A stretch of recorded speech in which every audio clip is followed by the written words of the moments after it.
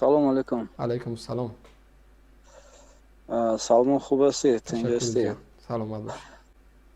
همین یک چی میخواستم فهمیدم این همین شما همچون یک مهاجر پناهنده سیاسی هستین درست؟ خب همین یگان دولت های اروپا خب در یگان قانونگذاریشون اجازه دادگی هستن که همین شما برای شخصا صدای مردمی که در تاجیکستان هستن اون تحقیرآمیز ازدواج کرده گپای اونو را کشاله بتی و نشان بتی.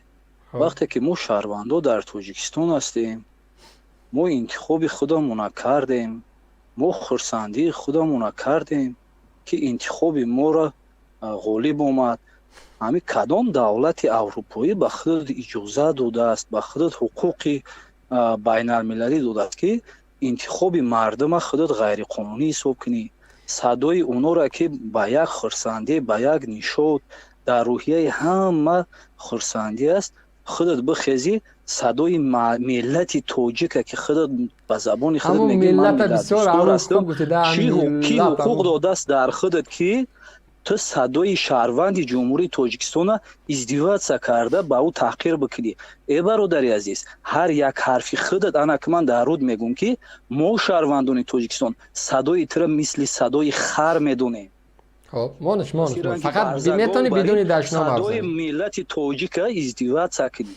خب مایل بگذار اینا من بگذار 10 دقیقه من بگذار حرفی خبه زدم آماده هستی که با چهره خودت از خودت دفاع کنی؟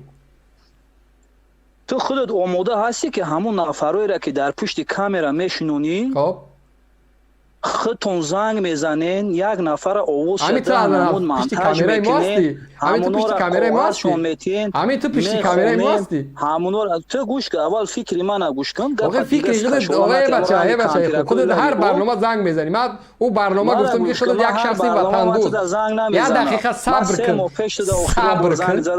صبر کن. صبر کن من گپ زنم. صدای مردم یا صدای بهروز خر؟ یک بار دیگه دشنام کردی اصلا من روان نمیبینم خطی خودت گپ زن. میتونی انسان برای صحبت کنی؟ انا انسان برای تو گپی آدم نبر. مرا گوش که خودت مرا گفته استی که یک دقیقه صبر کن. گپ دویدن ندارو تو. صبر کن. همین مردکا یک گپ دارن که میگن در پیش گپ گلی کده ندارو. و خودت هم مردکا یک گپ دارن که مردک باشه. مردک برای از همون رحمانوف پیشوای ملت دفاع کن. مردک باشی مردک بری گپی حق گوش که انا بعد فکر خطا بیان که چه حق داری تو که گپی آدم میبری؟ بفرما. این قدر تو پیشوای ما را تحقیر میکنی. تو سرت قدم پیشوا دیونمون کردی. یک سوالت میتونم سوال من در مردانه جواب بده. من 100 تا سوال جواب میدم که تو مردک نیستی آشکار مبارزه گوش که سوال مرا تو آخرش گوش که تحقیر نیست، یک چیزی عادی ترین است. خب کبیری خوین وطن فروشان اقرار شد که هر نفر را در تاجیکستان میپرسیم میگد من با نامزدی امامعلی رحمان به پیشوای ملتم آواز دادم با روحیه بلند. خودتان در یک برنامه چند روز پیشتر اقرار شده که هر نفر را میپرسن ژورنالیست‌ها میگن به پیشوای ملت با یک روحیه بلند همه جواب میده. و خودت الک پای بردی که انتخاب مردم امامعلی رحمان است. امامعلی رحمان جانی خودش برای ملت دریغ داشتگی نیست. همه در تاجیکستان گل بر دنیا کردگی است. فهمیدی برادری عزیز؟ تمام گپ دوغوری تمام صبر کن. گپ تا گفتی شدی من گوشت کردم گوش کن. تمام امامعلی رحمانوف محبوب دلهای تمام ملت تاجیکستان. خب درست؟ خب هست. انتخاب شما پیشوای معظم ملتان جناب رحمانوف درست؟ خب امامعلی تاجیکستان گل شکوفان چون دبی و امارات و قطر و امریکا کرد درست؟ این درست است. امامعلی به اندازه محبوب دلها است که برای این ملت جان شد درست؟ درست است. تا همچه یک شهروند تاجیکستان آماده است که برای رحمانوف جان تبتی؟ من 100% پس آماده است که همین حالی تمام همین جواب فقط من گپ خودت تا آخر گوش کردم. آماده است که همین حاضر توسط نوار تماس بگیری از مشکلات هایی که من دارم جنایت هایی که من کردم یا تحقیر کردم تو مردانه از امو رحمانوف دفاع کنی؟ آماده هستی؟ من جنایت خودت گفته استم که تو را کی حقوق داده است کی؟ من پناهنده من شناسنامه یعنی پناهنده سیاست و حجت دارم. صبر کن. امروز اگر که نزدیک 1 میلیون آدم شهروند در مهاجرت باشد 8.5 میلیون دیگر در تاجیکستان است. تو دولی درک نداری که اهالی تاجیکستان نزدیک 10 میلیون رسیدگی است. تو چه حق داری که 8-9 میلیون نفر اهالی تاجیکستان تو همچنین یک عضو همین 9 میلیون آماده است که از رحمانوف دفاع کنی. شما چقدر پاتریوتی وطن چقدر محافظ رحمانوفی. آماده است که از دولت حقوق بنیاد دفاع کنی. یا سوالی منطقی میتونم که من خواهش میکنم مردک برای جواب ته میشوه. تو اول یک سوالی ما جواب نه سوال تا جواب دادم که هر گپی گفتی من برات گوش کردم گفتم ها جواب بده. تو میگی منبر خلق میگی چرا نمیمونی که خلق فکر خودش بیان بداره؟ انا بعد یک چیز دیگر میگم. حالا برای چی نزدیکی 91% آواز دهنده ها با جانبداری پیشوای ملت آواز دادن؟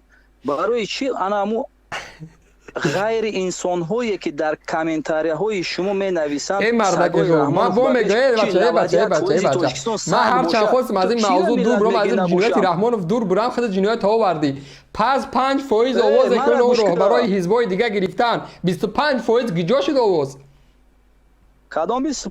هر یک حزب که 4 نفر دیگه 4 نقطه که بود 300,000 270,000 250,000 آواز گرفتن جمع 20 چند فایز آواز مردم میشوه گیجا شدم آوازو نفهمیدم یک بار دیگه میگم تا بگم بشنوم همون راهبرای حزبایی که بود صبر 4 راهبر حزب که همچون نامزد به پرزیدنتی بودن خب یکیش 300,000 آواز گرفت امضا جمع کرد یکیش 270 چند یکیش 250 چند خلاص هر یکی او این آواز گرفتن که حدود زیاده از 22% رای این مردم میشوه اما در روز انتخابات آمد 8% به همین او دادن باقی مونده 15-16% دیگه کجا شد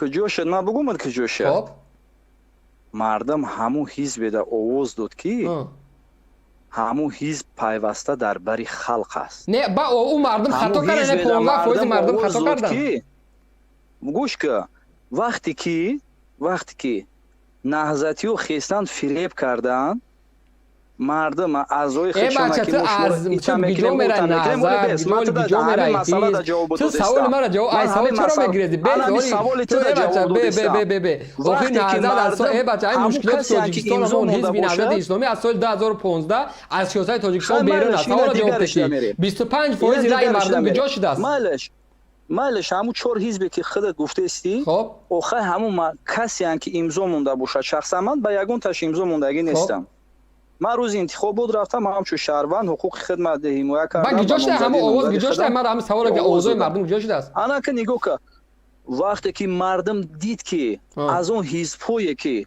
برای وی یگون منفعت نمیرسد وقتی که در غم و در شریک و درد مردم شریک نیست از همون حزب برای چی در همون از کجا مردم دید که هوای در غم مردم شریک نبودن از کجا دید از کجا انا که من خودم میگم خود در کجا دیدی که همون 4 حزب سیاسی که اوز خودت نمبرشون کرده استی که در انتخابات اشتراک کردن در برابر حزب خلق دموکرات تاجیکستان در کدام چاره‌بینی در کدام غم و درد مردم شریک بدن خودت یک تا همون را اینمی نوارش بخیر به همه چیز بمون در همه افیرت بمون چند تابزه از جنایت از جنایت و از تقلب و از اون لختکانی که ما میگیم خودت میگی که بله اونها لختک هستن پس برای چی زمانی که اونها هیچ صلاحیت ندارن از بودجه کشور معاش میگیرن برای چی آنها خانه های دولتی دارن برای آن چی آنها محافظ دارن برای چی آنها با ماشین دولتی میگردن برای چی امروز آنها با قرار رحمانوف تمامی سفری که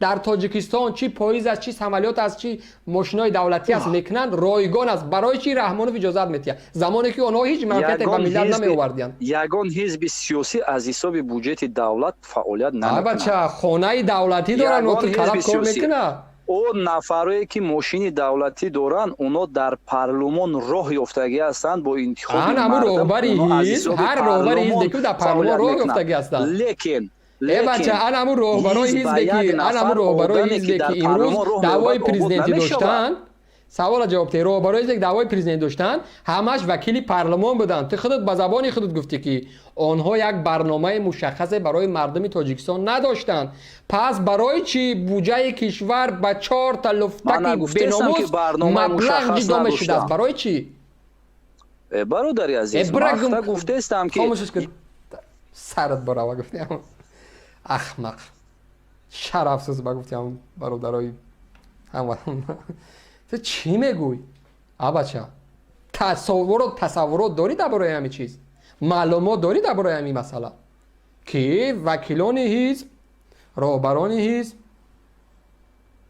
کسانی که در پارلمان رو خط یافتن از جمله همین 4 رهبر که هست ماشین دولتی دارن از حساب دولت خانه دارن از حساب دولت معاش میگیرن محافظ دارن مردک امروز رحمانوف قرارش قطعی برو مجله بخون روزنامه بخون خبرهای رحمانوف بخون میگه که هر وکیل پارلمان از تمامی مصرف هایی که در راه میشوه آزاد است چه هواپیما چه پاییز چه نقلات دولتی ایت چی برو آمده تو تا نقل داری مردم احمق هستین محبوب دلها عزیزی نمیدونم مکرمش میگن معظمش میگه شر نمیدارین من باز هم میگم که اگر من واقعا جنایت و خیانت کردستم این مردکی خوب میگم برو آشکار مبارزه بر آشکار به جامعه تاجیکستان برسان که منبر صدای مردم به گمراهی نمیدونم به جا برسه اگر واقعا شما شجاع هستین